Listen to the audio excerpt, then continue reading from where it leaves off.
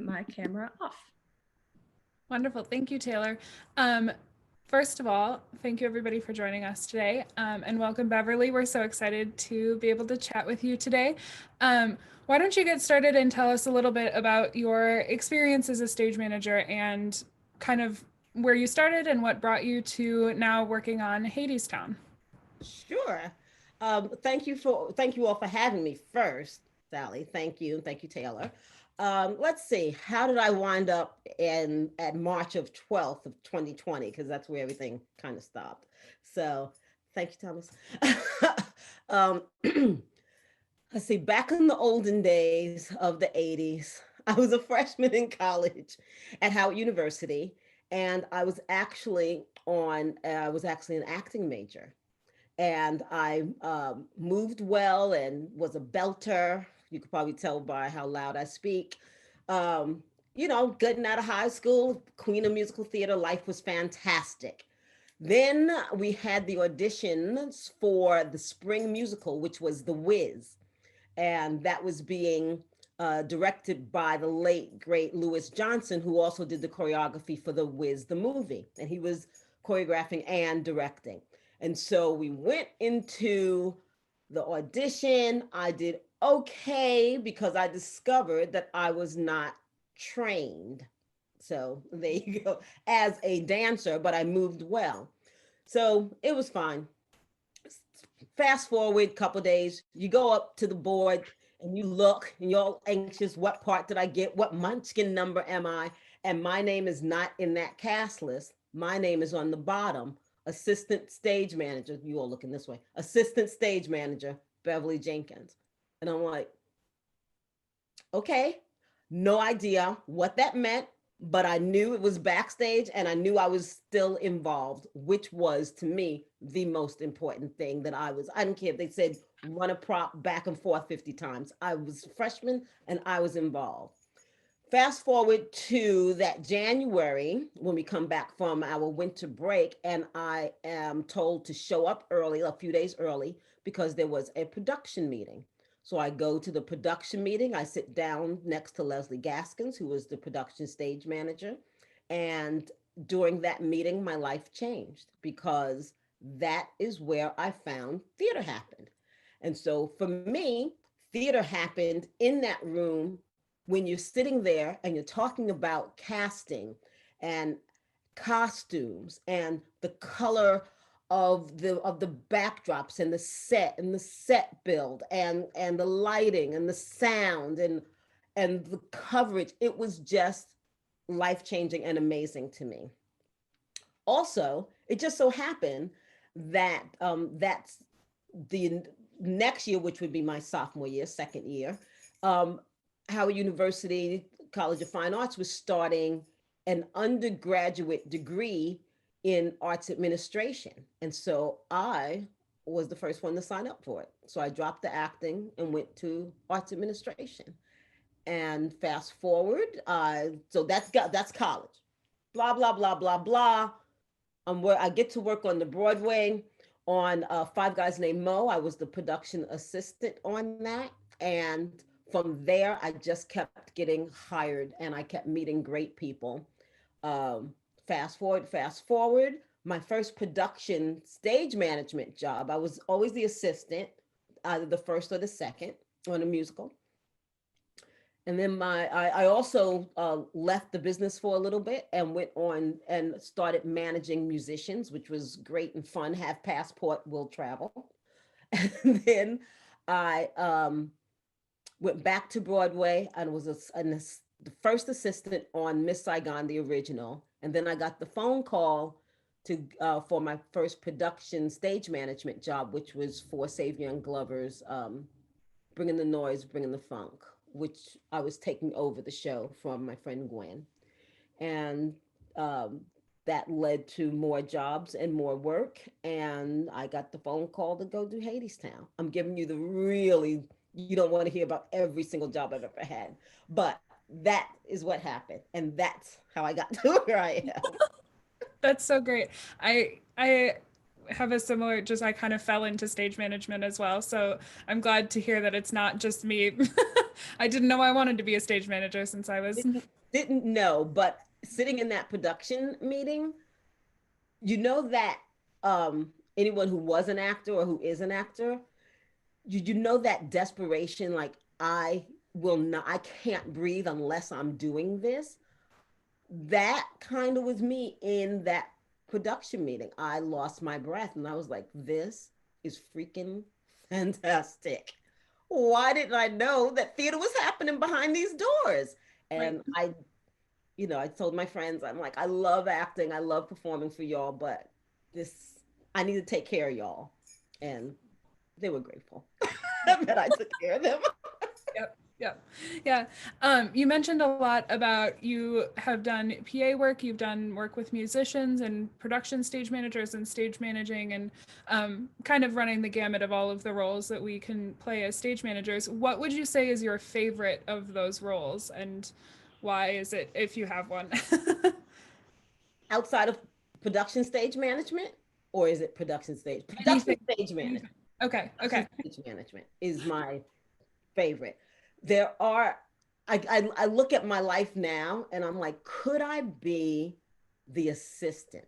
I could be the, I could definitely be the first assistant, because the first assistant is the person who, it's like the first one up in Miss America. If for some reason Miss America can't fulfill her role, you step into the shoes. And I love supporting my friends, because we have gone back and forth. Like, I'll get a job, so I'll hire a friend who doesn't have a gig, and then he or she will get a job and they'll hire me. So we go back and forth on that. But could I step back into that second assistant slot? I have to clutch a pearl and say, if I can avoid it, I will, because that's a hard job for me to go down to, just because of the way my mind now works. I loved it when I was there, but then I discovered I like the responsibility. I like the challenge of making all of this craziness work and make it seem seamless. And so I wouldn't be as directly involved in that, and I would miss that. So Yeah. I love production stage managing, because the issues get dropped on my lap and I'm like, it's not a problem. Calm down. This is what we'll do. And I love that part of the job. For those of us who aren't necessarily deep into the world of stage management, would you be able to give just a little bit of a description of what a production stage manager does and what your job entails? Sure. The production stage manager the term production stage manager does not really exist in, in any place, really. It's not in our union book. It's just called the stage manager, but we say production stage manager because we're in charge of the production. And so that's what is commonly used now. And basically, I am the person who is in charge of, I like to say, maintaining the artistic and administrative integrity of the show once the show opens. Basically, I'm the responsible person in the building for whatever happens. Um, my job entails, of course, making sure the show gets up every time it's supposed to get up, dealing with tons of paperwork to make that happen, um, dealing with the cast, and having open communication with the crew, open communication with the general management and the producers and the press and company management, um, the designers, making sure that everyone that line of communication is integral to what I do. I have to, me, not Beverly, but me as in production stage manager, as in stage management, period. You have to be a good communicator and a thorough communicator to make sure everyone has the information that they need. So that's also a big part of the job. Yeah. So that's what we do. We're responsible. That's, if it's one word, Yeah. responsible. Yeah, I like that word. That's a very good, succinct description of what we do. I have family members who ask, "So what is it you do?" And I'm like, "Well, I'm responsible for these things," and they just nod their heads and move on. When I have people like, so what is your job? I'm like, when you go to the show and you see the lights change and the set moves, and I'm the person who makes sure all of that happens. That's a big job. Yes, it is. And Yep. Yes. Put in the layman's terms, Right, right. Um, yeah, I tell people I do stage managing for theater. I have to specify that it's a theater job, and because if you just say stage managing, they're like, what is that in relation to? Yeah, no idea, none Yeah, whatsoever. But they yeah, know somebody has to be the behind the scenes person taking care of things. So right. kind of, they're getting it. My mom's getting it. Yeah, yeah. Um, what would you say is your like we've got the job description, responsible, great. What would you say is your philosophy as a stage manager? Like what do you try to bring to your job every day, and your communication with the people that you work with? I always try to bring basic philosophy is that this job, it's a quote I from myself. This job is just as important as the one you had at McDonald's. Because people can understand having a day job. This is an important job. Um, Now, my bigger philosophy is that this job that we are blessed to have, that we can actually make a living, we should also be able to enjoy it and have fun. So we have to always treat it, this is work, it's work, it's show business, not show fun. So we have to remember that. And we have to remember that even though it is our job, this job is like, it's not like the others. Our job takes 6 days a week, 12 to 16 hours a day. Takes us away from our families, takes us away from our friends, takes us away from events and that normal people, regular people can go to. So I make it my mission that anyone who comes into my theater, I don't care if you're an usher, I don't care if you're the lead producer, if you walk into my theater and I'm responsible for that theater, that when you open that door, you feel appreciated and you feel that you're going to have a good time at least while you're there. So then it won't be stressful. At least it won't be coming from my office that it's Yeah. stressful, and that you're welcome. Not you're welcome, but you're welcome. Yeah. I love that. I love that. Yeah. Um, yeah, like what are your favorite ways to try and Hand turkeys. oh, what was Hand, that? hand turkeys. Hold on. Hold on. I think that's what you were asking me, right? Yes, Okay. yeah, yeah. So I hope nobody from my show is watching. You see this? Yeah. This, even though we have not worked, normally what I do is during the holidays, I always decorate the call board. The call board is always lights, camera, action, things moving.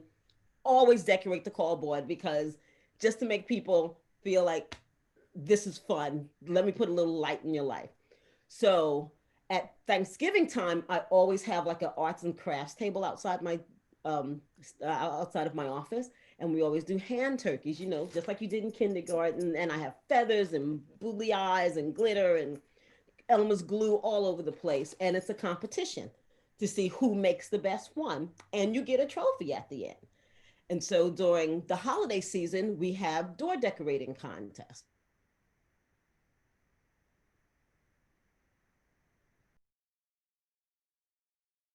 You know, so we're at, can all I love decorate a tree and take a picture, that's so and there will be great. prizes. That's so great. I love that so much. One of the things I was going to ask you that I had written down was how are you staying connected with your cast and crew right now? And that answered that perfectly. Is there anything else that you're doing right now? Yes, we have, everybody's older here. Everybody's over 12, right? We have drink night. We have Good. drink night. I think that's popular all over the place. We have drink night, which is great. We don't get to see people. And also when you've been separated from people for this long and you would normally text, sometimes you just pick up the phone, and even if they don't pick up the phone, you just leave a message instead of that texting madness. make it personal. Just say, hey, I was just thinking about you. You don't have to call me back. I just want to know you, let you know that I miss you and I care, and have a great holiday. That Yeah. makes someone's day that you actually left a message instead of just like, oh, they didn't answer. So little stuff like that.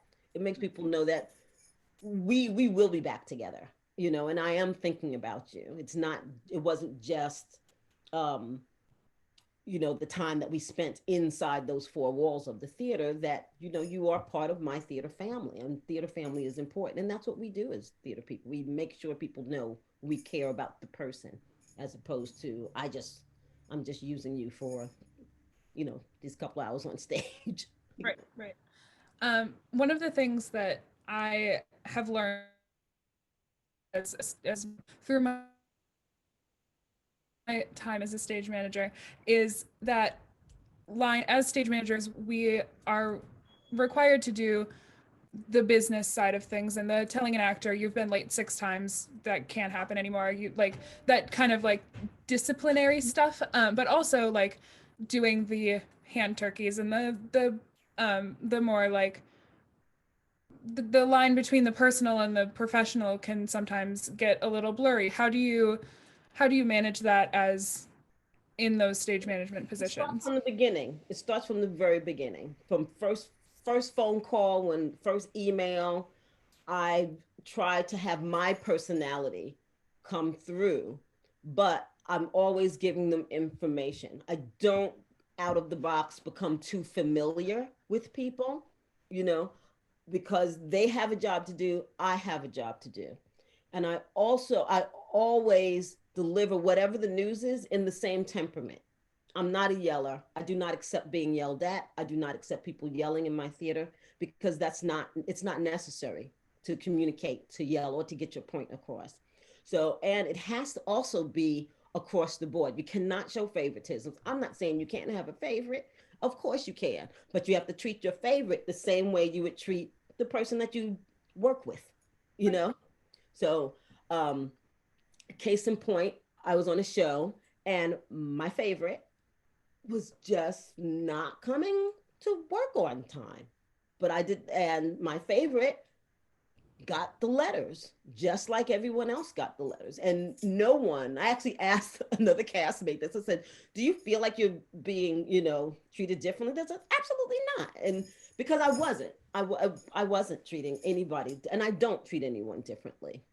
People may feel that, and it's like, because I'm not going rah rah rah to you, I'm treating you the same. So, um, yeah, it's very important that you lay down the ground rules from the beginning, and you can have fun. But when it's half hour, it's half hour. If you're supposed to be here on time, be here on time.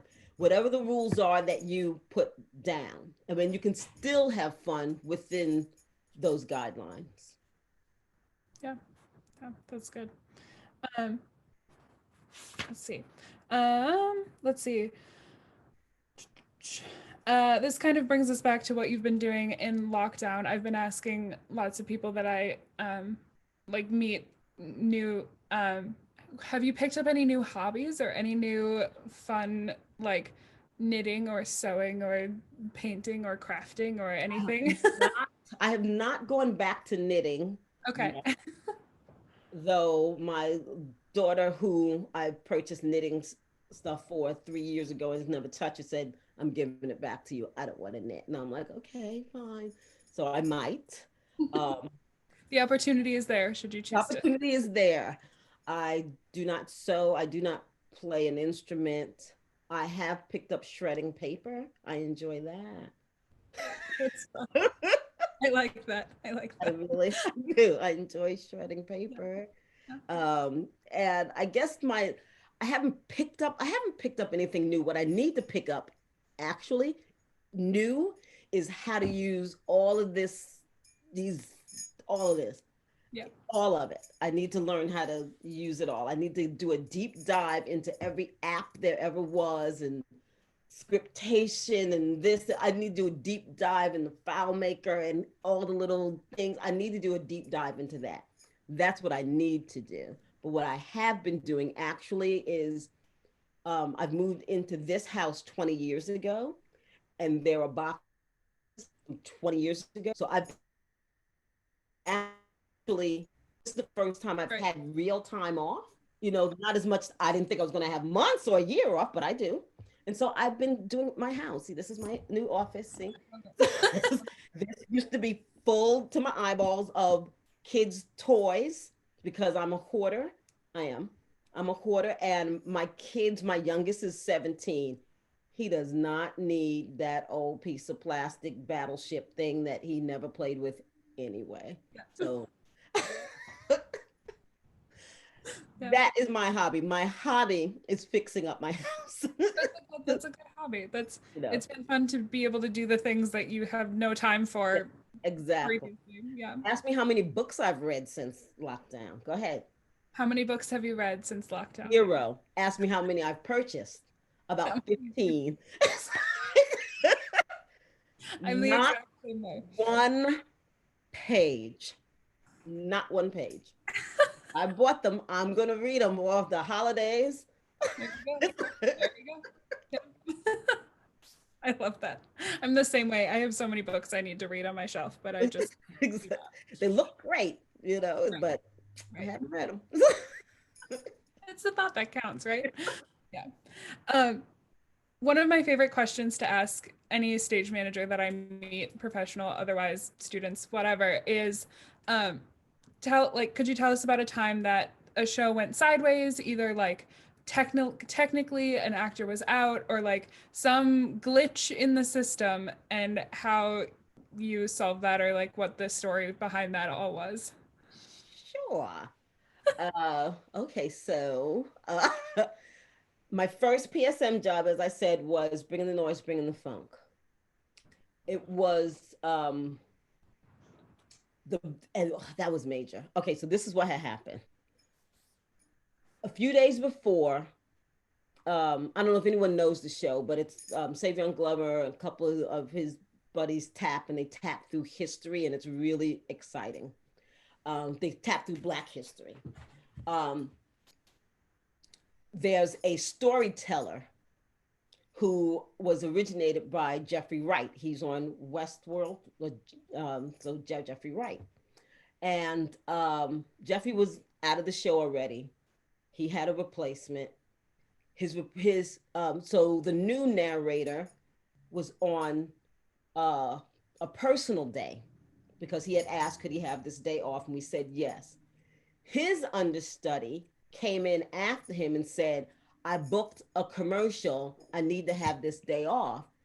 And we were like, you can't because the other guy's off. And he's like, but this is a national commercial. And we're like, but the other guy's off. You're on that day.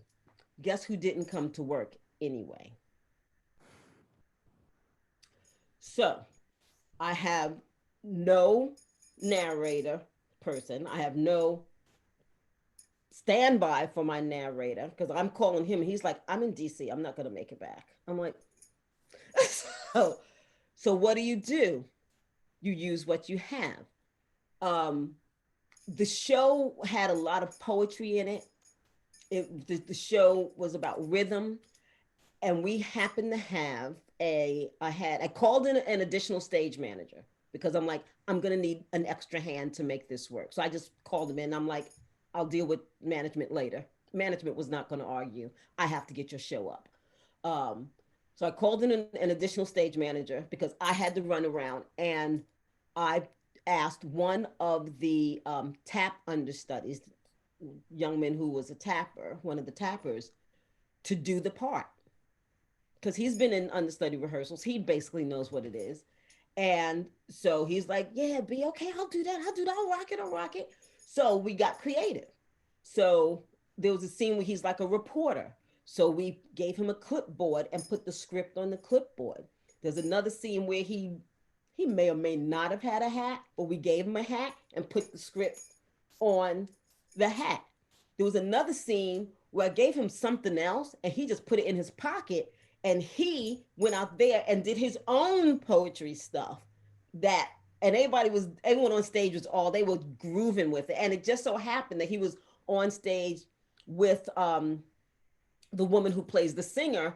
She actually was in his cabaret act where he does his poetry and she sings, and they started riffing off each other. Audience had no idea. Show went flawless.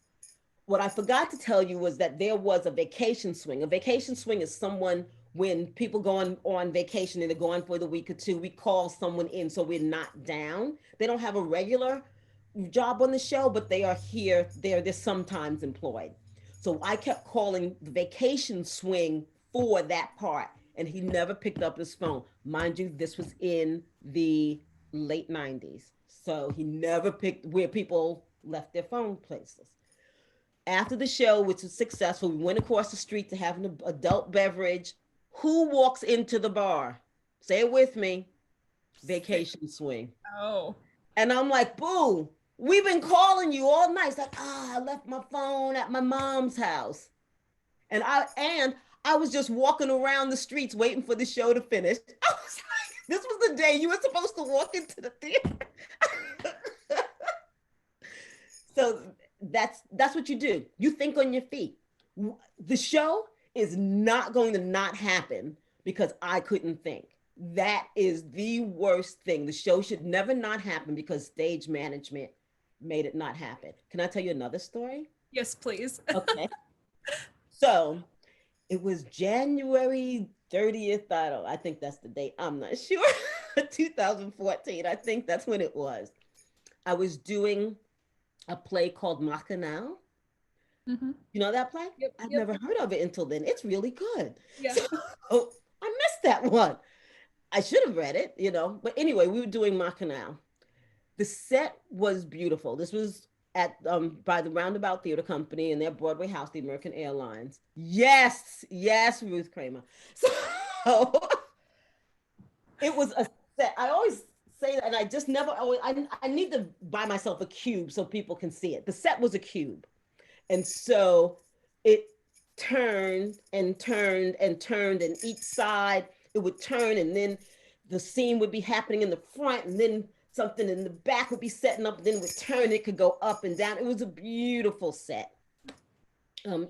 As Devlin, it was beautiful. Saturday afternoon, I'm calling the show, and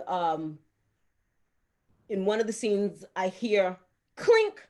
It sounds like metal hitting metal. And I get on headset. Did someone else hear that? Did anybody hear that? And everyone on headset, the stage management, carpenters, no, no. I said, it sounded like a clink. And they're like, no, I didn't hear that. All right, cuckoo, whatever. Saturday night happens. We have Sunday off. I believe we opened on the Monday. Monday night, opening night, yes. Top of the show. The first thing, the set's supposed to move downstage. It gets stuck. We hold in this ramp, and then it moves. So we do the first scene.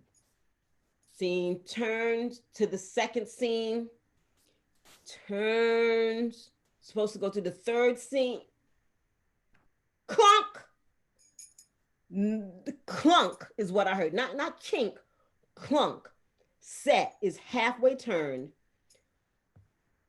The operator's like, it won't move. It won't move. I'm like, well, what do we have to do? What do we have to do? Do you need to reset? He's like, I tried that. It's not moving. So we have to stop the show on opening night. Remember that clink I heard on Saturday? What they discovered was that the clunk I heard on Monday was the whole motor that moved the set falling off. When they built this motor, there was a little piece of metal that somebody, whatever manufacturing they did, that a little piece of metal. So every time the set moved, it was shearing off these 6 bolts that held the motor to the base. And so what I heard on Saturday was the next to last bolt being sheared off. And on Monday, 10 minutes into the show, it was successful. So what we did is, it was opening night. So a lot of people who were there actually helped build the set. Part of the crew that was in on the, putting it on stage, they came up in their lovely dresses and tuxedos and pushed the set around. For the entire performance? For the entire performance. We started from the beginning. And we like, all right, we're gonna do this. And so I was talking to the crew, and my deck stage managers on each side, and they were like, "Oh, great, and we're gonna move it, and we're gonna slow down and stop." Okay, great. All right, next one. This is what's gonna happen to the next one. We have to do this, and so it went through the whole thing. And after a while, the audience, it was just part of the show. Right. That's So, incredible. and like I said, show is not gonna not happen on my watch if I can make it happen. But Right. a lot of people made that happen. It was great. Yeah. So there you go, That's two totally different examples. I love it though. I love hearing about shows that go wrong and how people have solved them, because I'm like, oh, that's a great idea. I'm gonna file that one away in the back of my mind. So yeah, that's good. Um, let's see. Um, let's Speaking of little things tucked away in the back of the mind, what is some of the best advice for stage managing that you've ever gotten from somebody? Listen. Yeah. Mhm. Shut up and listen. I was like, you got it. Keep your eyes open. Um, think ahead is also one Yeah. that is just invaluable. You Hmm. know, what do people need? Think ahead. You know, so but listen, keep your eyes open and think ahead. So Yep. how that works is you don't always need to be you don't need to be the talkiest one in the room. Stage management should never be the talkiest one in the room. Um, we also have to know when to speak, because we can see something that's not right, and it's maybe not in the middle of the director giving it like, oh no, that's not right. You have to know the right time to speak. You know, keep your eyes open, because that's our job. Safety, for safety reasons, for seeing that someone's using a prop that's not correct, and maybe you can, suggest a bigger prop, or looking and see that, especially in the rehearsal room, you can find out a lot of stuff just by keeping your eyes open and looking and listening. And thinking ahead is especially when you can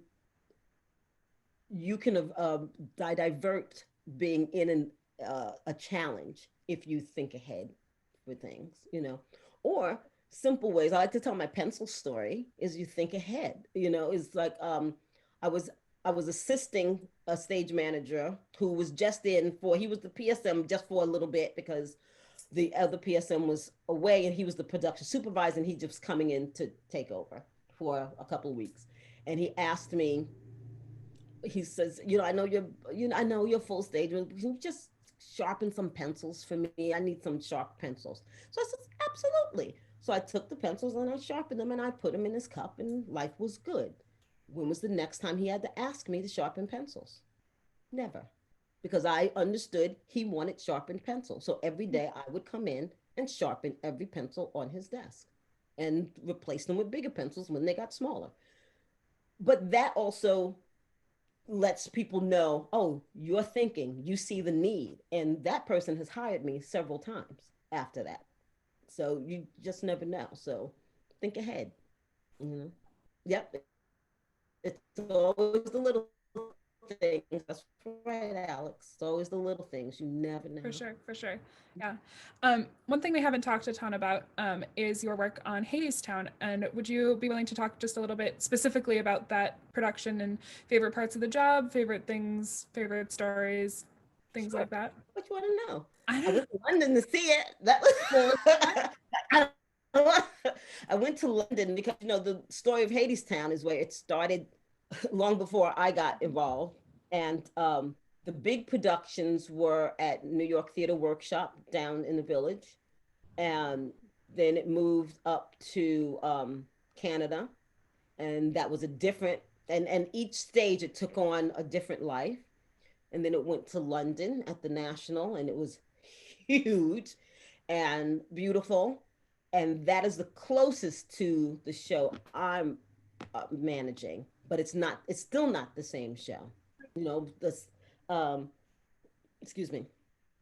Um, when I saw it in London, the character of Orpheus, played by Reeve Carney, was his objective was totally different. And when they came to Broadway, he had a whole new character to work with, and it turned out really well. You felt differently about him, at the end. I'm not telling the story, but if people don't know the myth, I'm not still not going to tell you the story because it's still exciting to see next year. So, so so that was interesting to work with. And I got involved because I got actually a phone call from the general management who I had worked with previously, and I hadn't worked for in a few years, but the general manager called me and said that he's got something that he thinks I would be. He says, "You're actually the person I want for this." So I went and I met with Rachel Chaff. Like, yes, that's great. And working on this show it's been after a long career, I'm still discovering new things about myself and I'm still experiencing new things, which is fun, which is really fun. This is the first time I've actually started a show from the beginning that was a hit. I've done hit shows, but I came in as a replacement. But this is my first show that I have started from the beginning that was a huge hit.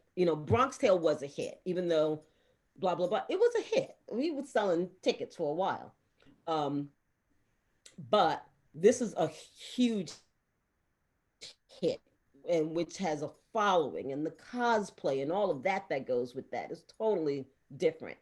So that's exciting. Um, Doing a play where you not only have the band on stage, but you have actors who have to play instruments. So that was interesting. I know John Doyle does it all the time, but it was interesting. It's like, do you play accordion? It's like, I'm sorry, what? Do you play accordion? So, you know, um, the challenge for me actually was during tech because the design team, the creative team, the directors, they have all been with the show at least through two cycles from I think they were in Calgary, I think they were there in Canada and London and now New York. So this was their third time doing it. So they all had a language and a rhythm, and especially since a lot of the tech was based on or coming directly from what had been done in London. I just saw it in London. I didn't work it in London. And so the stage management team was behind, especially me, since I was the one teching and calling it. Because the director, even though on paper it said, we'll get through the show in, 10 days, she had 6 days in her head. And so she's like, can't we move faster? Can't we do this? Can't we do this? And so she's like, let's do this. And I'm like, you got to give us a second. We had no time to dry tech really, because we were moving so fast. And there are some dangerous points in that show. So I, I had to speed it up. Which was fine, but I also had to speak up when I felt this is dangerous. If it was just because I was slow, then that's me. But where I felt this is dangerous, I am not moving any faster than this. I have these people who are going to fall into a hole if we do not do this right. So that was the challenge, but we suffered through it and we got it and we're life is good. It was just it was just different working with um someone like Rachel, she's just an artistic genius in my opinion. She has a very clear vision on what she wants, and I am not ever going to want to be in the way of an artist who has a vision. But to try and slow somebody like that down, that was a challenge. That was a challenge. But we got there. I got what I needed. She got with what she needed, and it was good. It was good. Mm-hmm. So yeah. And then of course I have Mr. Andre DeShields, who was, a treasure. So, and after all these years, he and I being on Broadway, this is the first time he and I have ever worked together, which was almost crazy pants. We can't believe this after years and years. And there's a few people in the cast who I've known them for a while, and this is the actual, because once you're on Broadway, you're a part of a very exclusive family. And so I've known them for a long time, but I've never worked with them. So I was happy that I got to work with a few of them. Yeah, Mm. that's always exciting. Yeah. Um, well, great. I have one more big question for you, and then we can chat about other stuff or start the Q&A. But I was just wondering, what do you think we've heard about through all of this coronavirus and the socio-political atmosphere that we've got going on in America, and everything with the union and SAG-AFTRA and all of that stuff? I was wondering, from a stage manager's perspective, what changes would you like to see to the industry, or what changes do you think will come based out of what has been going on this past year? Well, the most obvious is what we're doing right now. This is going to stay, um, especially when you're doing development in work, because you can do a 29-hour reading without having to be without having to bring in your desired performers from out of town. It'll save money. So I believe the union's going to have to find some way to make this work. I'm not saying that every stage of development needs to be done like this, but I think the 29-hour reading might be the one that they will allow to stay virtual if that's what needs to be done. Um, so that's performance wise. When we go back into the building itself, if you remember 9/11, before 9/11, we didn't have metal detectors and dogs sniffing every part of you before you got on a plane or anything like that. But we have the metal detectors and the wands and everything going into the theater.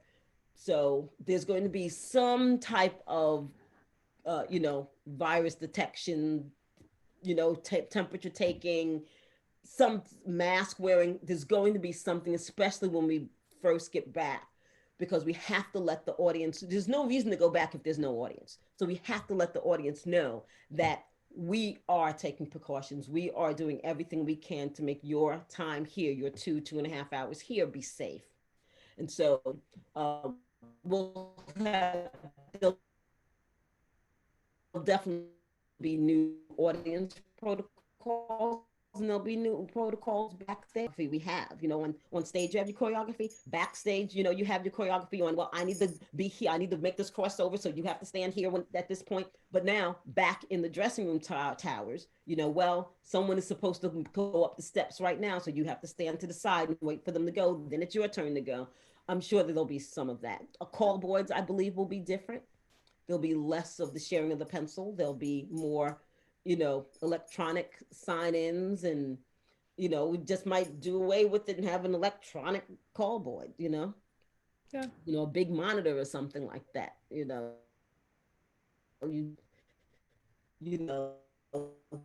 scan, sign in, that sends it to the stage managers, and so we know you're in the building.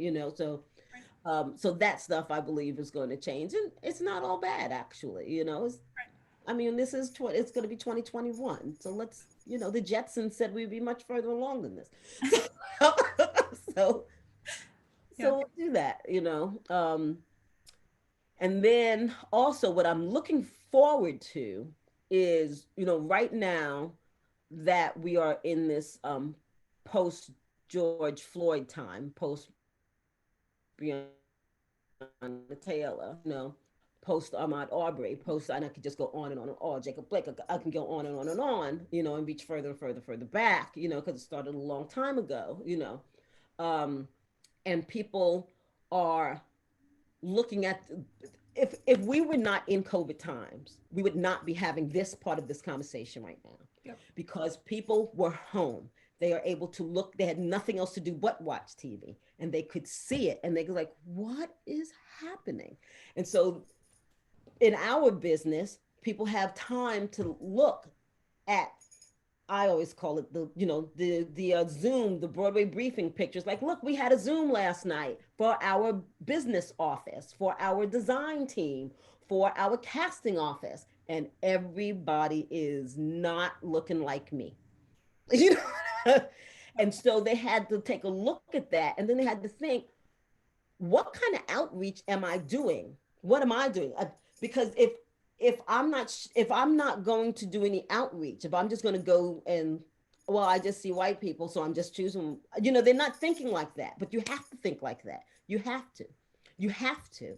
You have to not just go to purchase. You have to go. I'm just talking local. You have to go to an HBCU. You have to go and look and see. You have to go to see productions that are not just off Broadway. Go up to Harlem. Go up and see what the National Black Theater Company is doing. Go down to Henry Street Settlement and see what they're doing. Go out to Crossroads and see what they're doing. Guess what? There are people who are working, who are designing, who would be great for your team, but you're not going out of your 10 block radius to go and see any of this. So a lot of people giving a lot of lip service, and a lot of people are doing a lot of, BIPOC things. So I'm really interested to see what happens, not when we go back immediately, because when we go back, the people who are not employed need to go back to our jobs, but everyone's going to be putting up another production. That's what I want to see. Not the first wave. That first time you go in the new water, I want to see what's happening. What does and don't just put on stage management, because they love to put on stage management, and then it's always the PA. Don't do that. I want to see the set designer have an associate who is not white. That's what I want to see. I want to see general management, who someone signing my check, who is not white. I want to see someone in casting who's casting Black people who is actually Black, right, or Asian, or Indian. I want to see America. I want to see New York in these offices. I don't want to just see one section of New York. I want to see New York. I want to see America. That's what I want to see. Okay. That was wonderful. Thank you.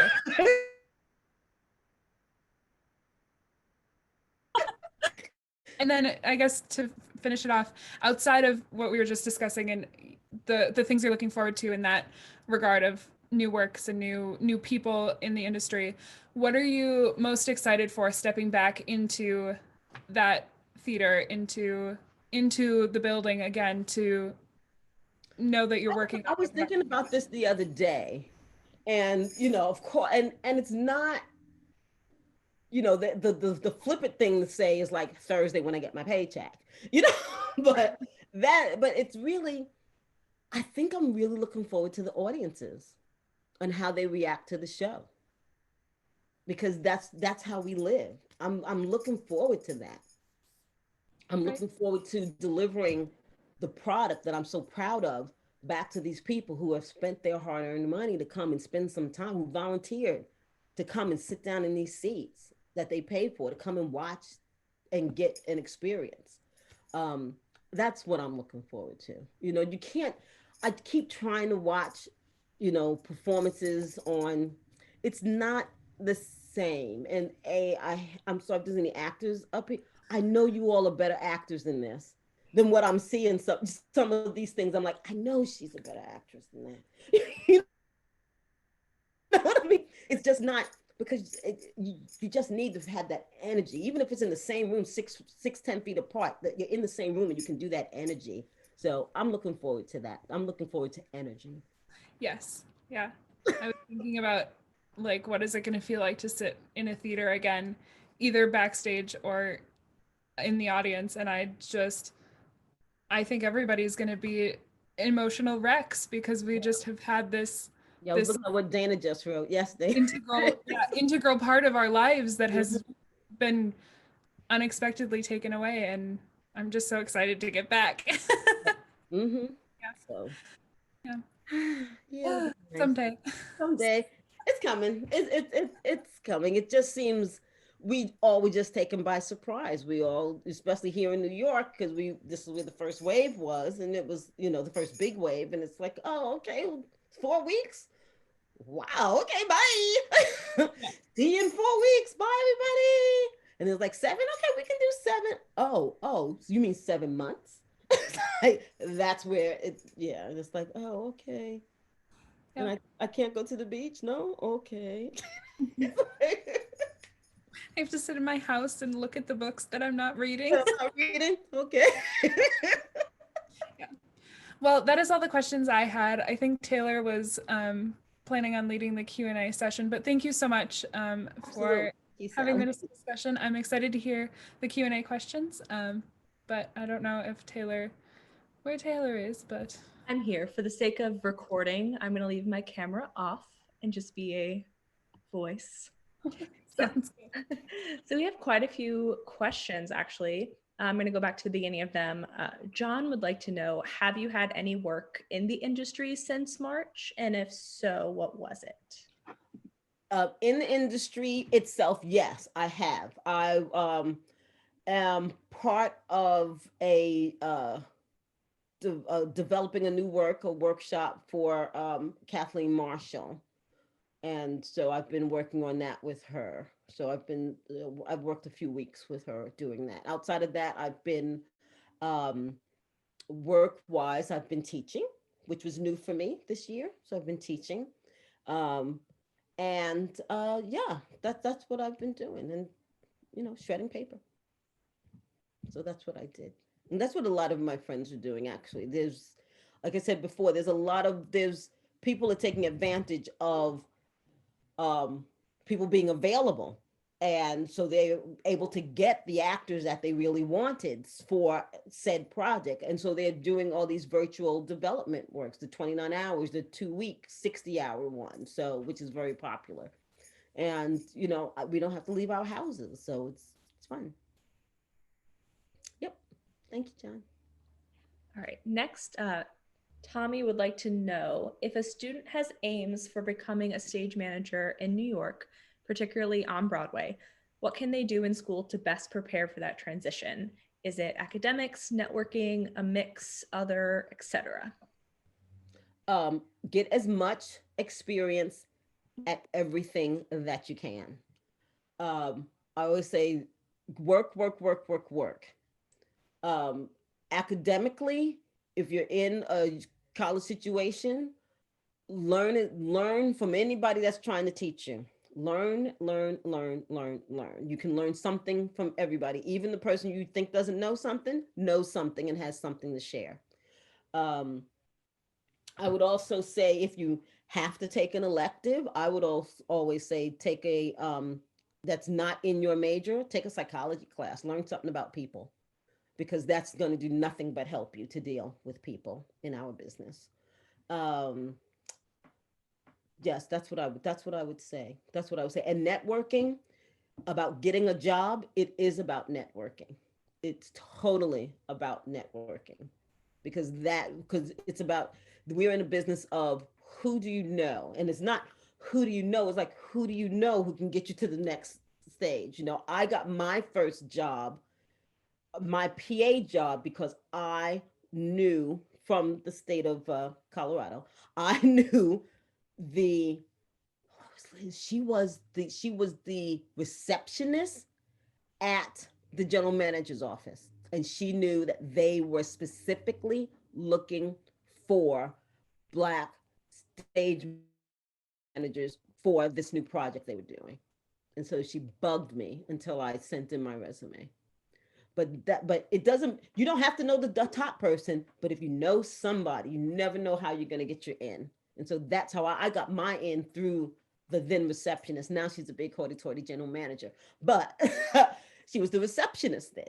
And so that's how I got my in. So it is knowing people, and it's also about your reputation, because if you know people and they recommend you, and you go out and you do a bang up job, which means good, then you will you may continue to get work from that, because people will feel confident in recommending you. But if you go out and like I tell my kids, if you go out and you show your tail, no one's going to want to recommend you. So do your best work all the time. the time, and don't try and show off like I'm a better stage manager than that. No, fill that void. Ask, do as they do what is needed for the project. Everyone knows you're a good stage manager. I sharpened pencils and got 5 jobs from it. So thank you, Taylor. So CJ says, "Hi, Beverly.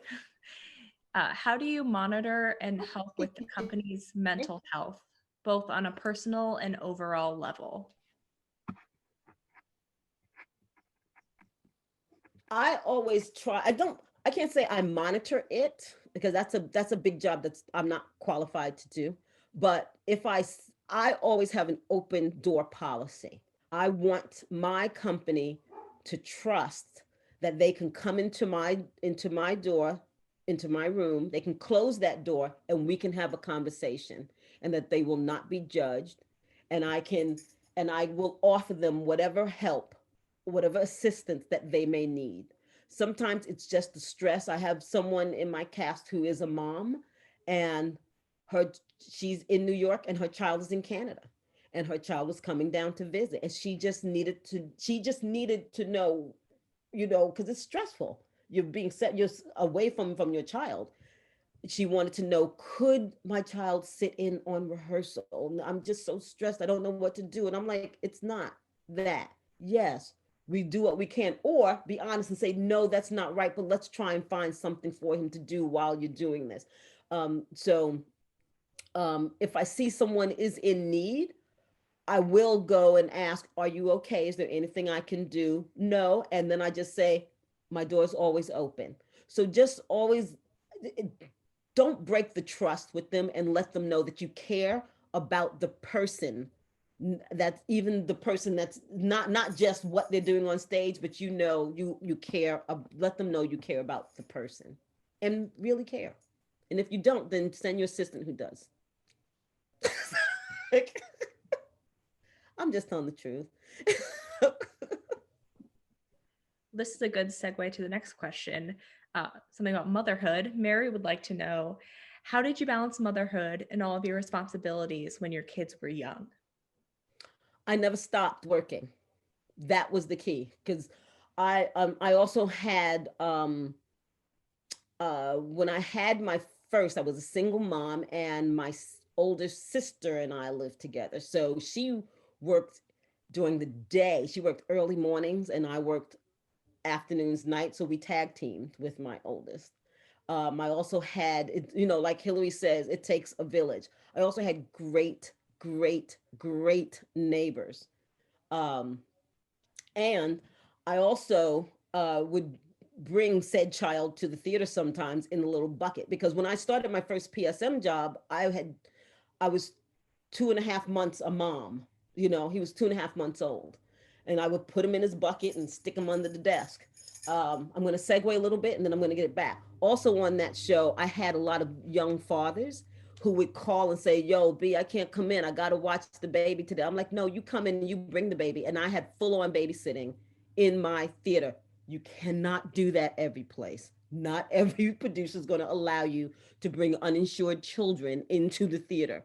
But I had to get my show up, and I had Barney tapes, and I had the little jumpy thing in the doorway, and I had a full on babysitting, so that these men who were coming to work, these young men, these young Black men who were coming to work, knew that they had support. So I love that. So back to me. How do I balance being a mom? I also put in my contracts. I will not sign a contract. Well, now I do, but I did not when my children were under the age of 16. I would not sign a contract that did not include my mommy clause. And my mommy clause said basically that the producer understood that I was a mother of school-aged children, and from time to time I would have to be out from the show to do my motherly responsibilities, and at no time will I leave the show uncovered, and I will give them as much notice as possible. That statement did not cost them 10 cents. It saved them money, because when they bring someone in to replace me, they're not getting what I make, they're getting minimum. So it actually saved them money, but it also let them know this is important to me. And as a parent, you have to let the people around you know this is my priority, my family.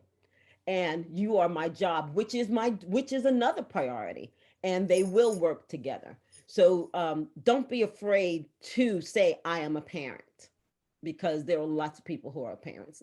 And build your village, build your village. That's how I make motherhood. That's how I made it work. I also didn't stop until May, March. But now my baby's 17. Thanks for asking.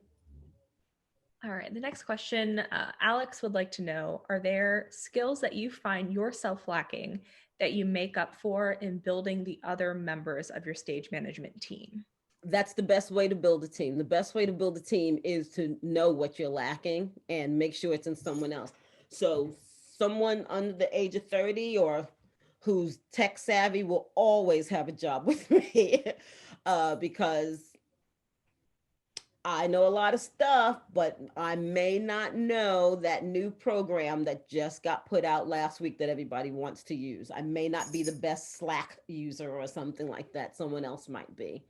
When you're building your team, the first thing to look for, one of the first things to look for is someone who will compliment you and someone who you can spend time with. I call it the Popeyes test. If I don't feel like I want to eat Popeyes chicken and a biscuit with you, then I don't need to be around you, because I'm going to be around you more than I am my own husband.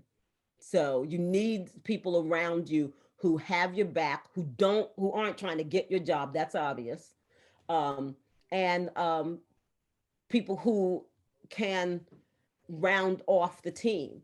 What I always want to make sure is on my team, besides someone who fills in, that tech savvy person, and both people, I always want to make sure I want to spend time with them, is I always look for someone I call my cruise director, because I have a lot of ideas on how we can make this a great place to be. But because of my position and my responsibilities, I can't always be the one spearheading them.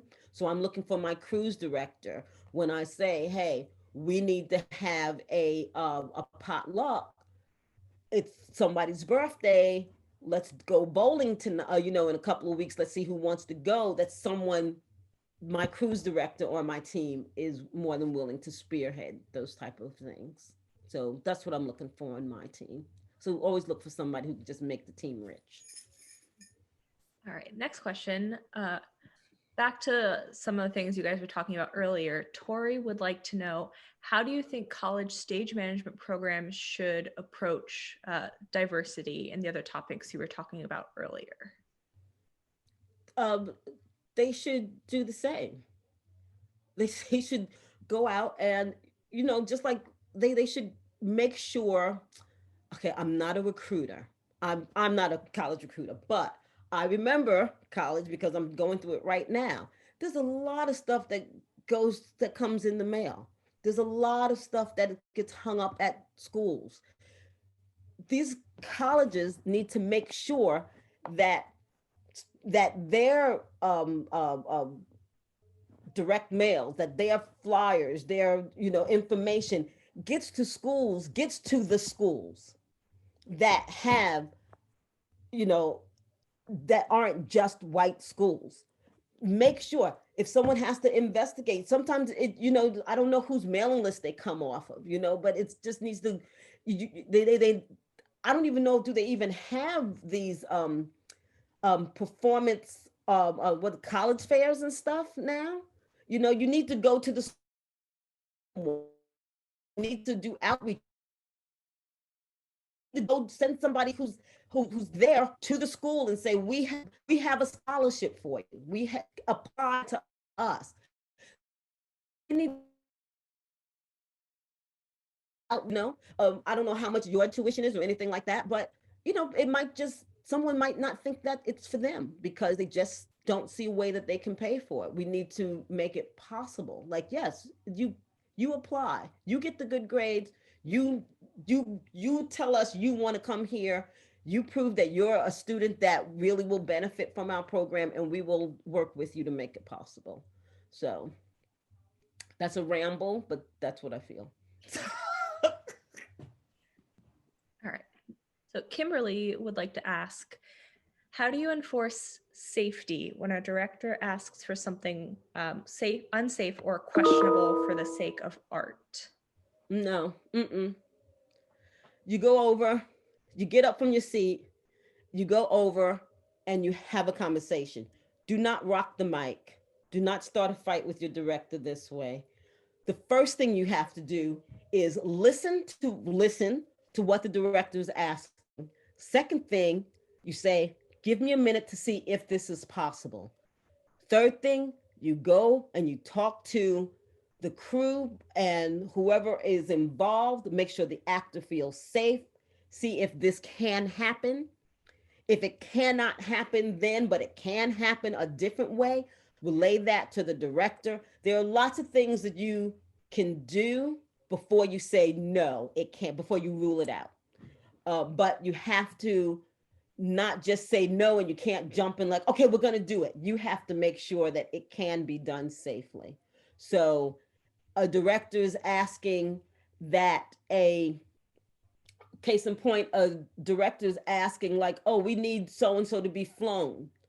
And you have the apparatus because another actor is being flown. Now, we all know that it's possible for them to fly, but they cannot fly in someone else's apparatus because it's not fitted for them. They are going to fall out. So we're like, okay, we can do that, but we have to have this made. We have to check with general management to see if we can afford this right now.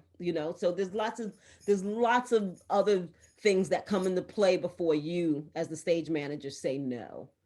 It's usually someone else saying no. Like, so, but if it's something that you just know is unsafe, see it through as much as possible. And then you can explain, this is why this can't happen. Is there some other way you would like to see? So always try and be positive, but yeah. All right, so we have two more questions. Morgan asks, what were some of the biggest obstacles you faced in order to get to where you are today? The biggest obstacle was probably me. Yeah, that's the biggest obstacle. I know that now because I look at how, you all deal with people. You all like your generation is just so, we're going to do this, we're going to do that. And I was just happy doing what I do. So I was not an attacker. It took me years of being on Broadway to say, I have to actually depend on myself before I have to depend on anybody else. I have to be the one to champion my career. I'm looking for my career to just happen. No, I was in my own way. I did not become Beverly Jenkins PSM of so many shows until Beverly Jenkins said, I'm valuable. I have to look out for me because no one else is looking out for me. So I was my biggest stumbling block. And also I had to decide that this is what I was doing because I was being pulled in a few different ways also. My music career really had a good hold on me for a long time, which I totally enjoyed because I got to travel and I love travel. And so I got to travel on somebody else's dime. But I really love theater people more than I love music business people. They're hateful. So yes. So the answer to the question is, I was my biggest. I was my biggest challenge. Um, I was. I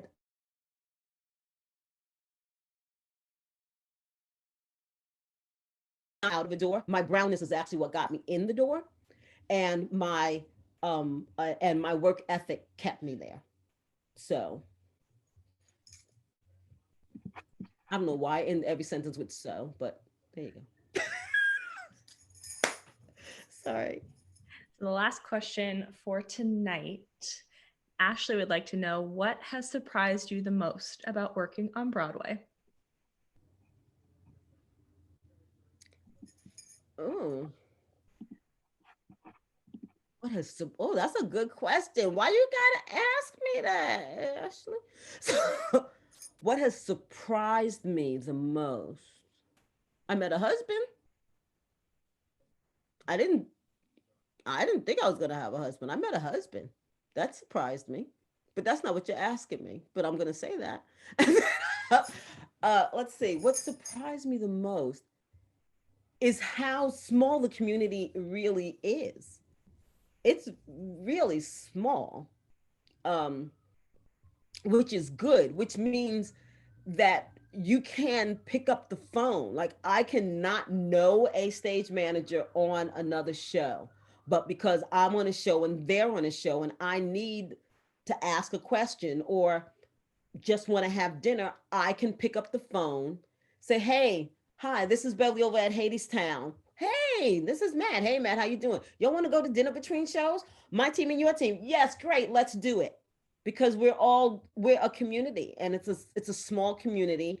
And no matter how big or how small your show is, especially as a stage manager, we all face the same issues. It's the same issues. I don't care if it's Wicked or if it's a one-man show. It's the same issues. Simple as that. So that is what has surprised me in a good way. In a good way, is that how small and welcoming the community is.